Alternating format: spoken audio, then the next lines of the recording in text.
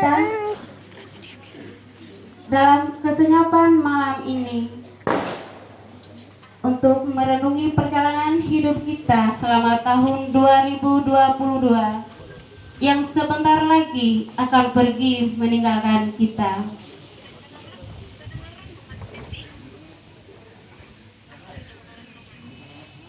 ...365 hari telah kita jalani di tahun 2022, dan sebentar lagi ia akan melangkahkan kakinya pergi meninggalkan kita. Dan begitu panjang siang dan malam ia berikan untuk kita. Begitu banyak waktu yang disediakan buat kita. Kehadirannya disambut layaknya seorang bayi yang baru dilahirkan. Disambut dengan penuh sukacita, penuh kebahagiaan, dan tentunya dengan berbagai macam harapan dan keinginan.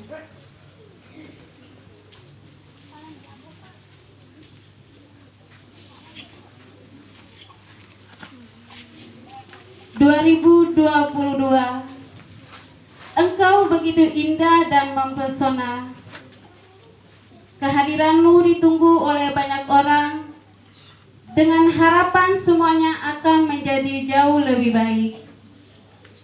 Tidak ada satu pikiran pun yang muncul di benak semua orang tentang buruk yang akan terjadi.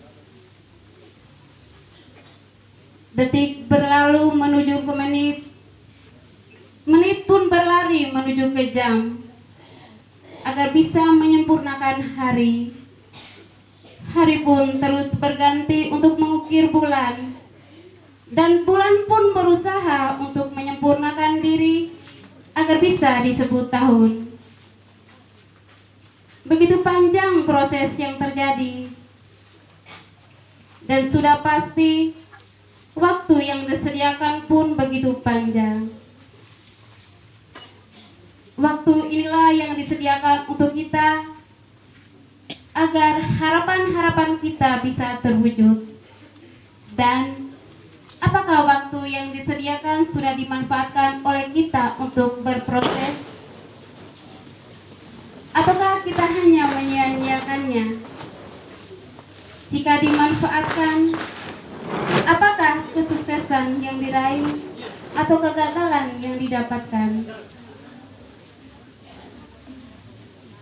Bagaimanakah hidup yang kita jalani di tahun 2022?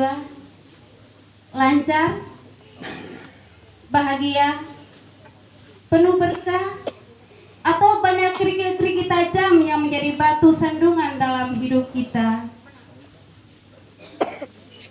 Jawabannya ada di dalam ingatan kita masing-masing. Untuk itu, ajaklah otak kita untuk memutar kembali memori kita, agar kita mampu mengingat kembali semua hal yang terjadi dalam hidup kita selama tahun 2022.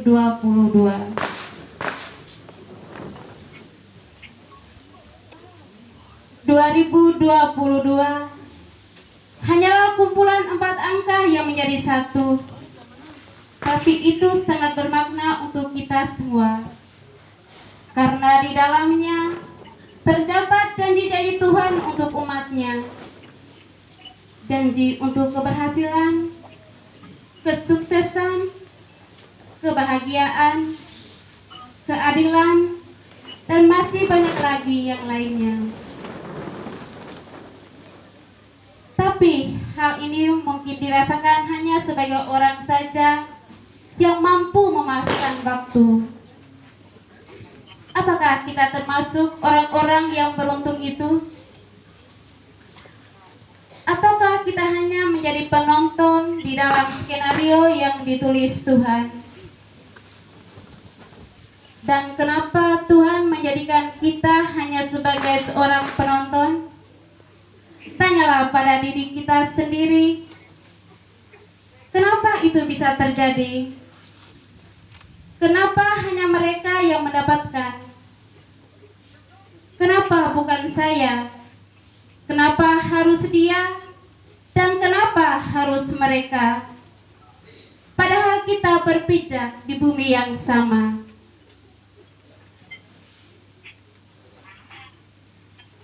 Tanyalah kembali pada dirimu, apakah dia sudah bersungguh-sungguh menjalankan pekerjaannya untuk menyebut rezeki yang sudah disiapkan Tuhan?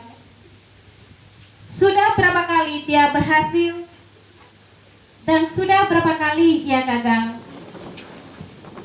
Bertanya dan terus bertanyalah pada diri kita sendiri. Maka itu kita akan menemukan jawabannya.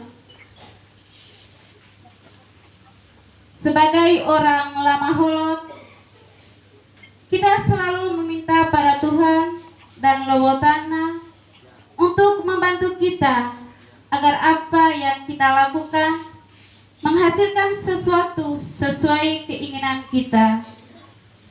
Tuhan dan Lowotana akan selalu membantu kita, tapi berhasil atau gagal, semua ada di tangan kita sesuai dengan keuletan kita.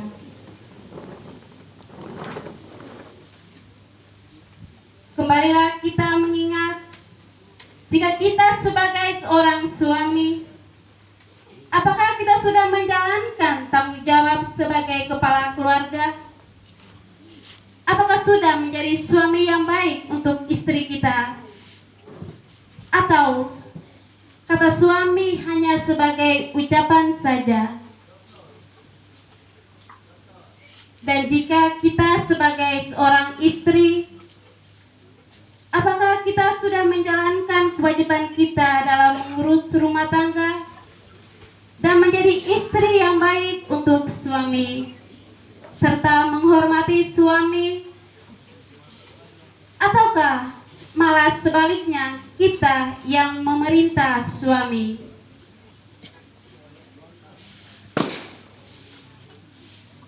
Jika kita sebagai orang tua,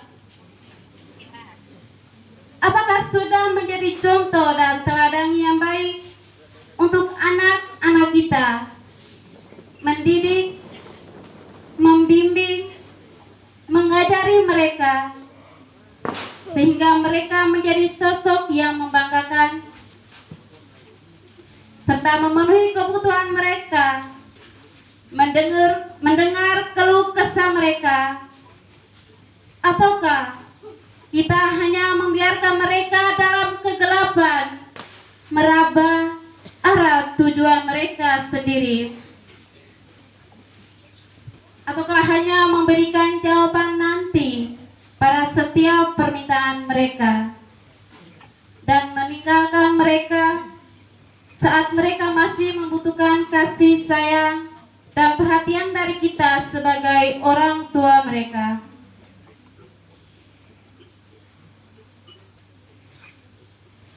Dan jika kita sebagai seorang anak, sudahkah kamu berbakti pada kedua orang tuamu, membahagiakan mereka, membuat mereka tersenyum dan tertawa? Dan apakah kamu sudah menjaga ucapanmu agar tidak mengeluarkan kata kotor untuk mereka? Apakah kamu sudah meringankan beban mereka, menyayangi mereka, dan menghormati mereka? Atau malah sebaliknya, bertengkar dengan mereka, membentak mereka, mengabaikan mereka, melukai hati mereka, dan membuat mereka meneteskan air mata? Di pikiran kita, kegagalan hanya terdapat pada pekerjaan, tapi kita lupa bahwa kegagalan juga ada pada tanggung jawab pribadi kita, seperti lalai menjalankan tanggung jawab sebagai seorang suami, seorang istri, sebagai orang tua, dan tentunya sebagai seorang anak.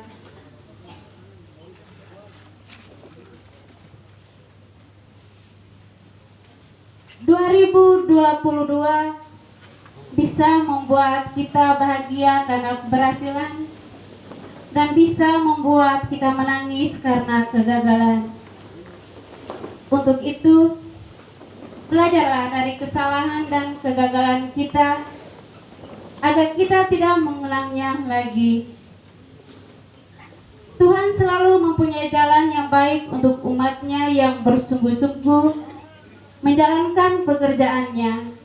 Gagal bukan akhir dari segalanya, karena kegagalan adalah kesuksesan yang tertunda. Untuk itu, marilah kita semua berusaha untuk mengubah cara hidup kita dan pola hidup kita. Kuburkanlah dan tinggalkanlah kejelekan dan kemalasan kita di tahun 2022. Biarkan ia pergi bersama tahun 2022. Hapuslah semua memori yang telah membuat kita tak berdaya dari otak kita, dan install kembali otak kita, dan isilah otak kita dengan aplikasi-aplikasi yang akan membawamu pada perubahan hidup dan kebahagiaan.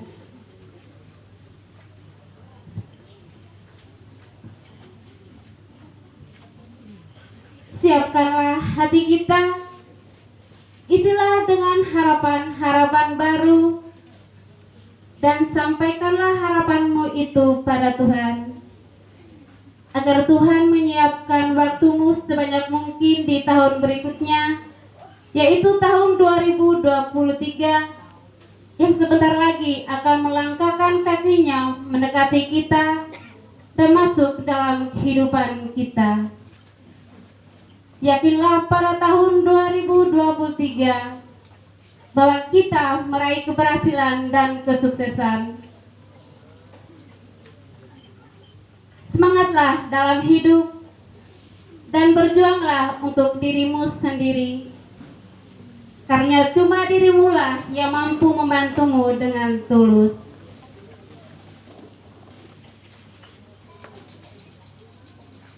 Pejamkanlah matamu, tariklah nafasmu, bayangkanlah suatu kebahagiaan di depan matamu.